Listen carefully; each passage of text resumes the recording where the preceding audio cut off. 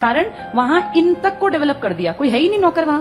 और आपके देश में इतना चीप लेबर है, 800 रुपए, 1000 रुपए, 2000 रुपए में लोग दिन भर काम करते हैं, पूरा महीना काम करते हैं। क्यों? क्योंकि डेवलपमेंट नहीं है, इसीलिए विदेशी आगे है। तो इस बात को समझना पड़ेगा कि यूरोप को चीटिंग मारने से आगे नहीं बढ़ेंगे। यूरोप का बेस देखो, ऑस्ट्रेलिया, अमेरिका क्यों एडवांस्ड है? इन्होंने एक एक चीज को उठा के हर किसी को पढ़ा दिया।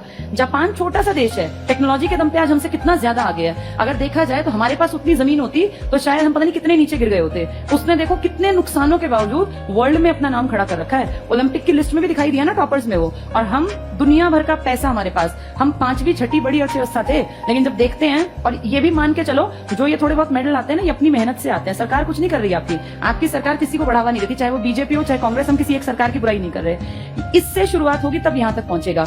ये बात सोचने की, और सबको पता भी है पढ़े लिखों को। लेकिन आपके देश में सारा ध्यान किस पे दिया जाता है? इसलिए 75 साल हो गए, अब तक कुछ नहीं हुआ और ना ही होगा। कोई बड़ी बात नहीं, 2047 भी अब आ जाएगा। फिर आप कहेंगे 100 साल पहले हम आजाद हुए।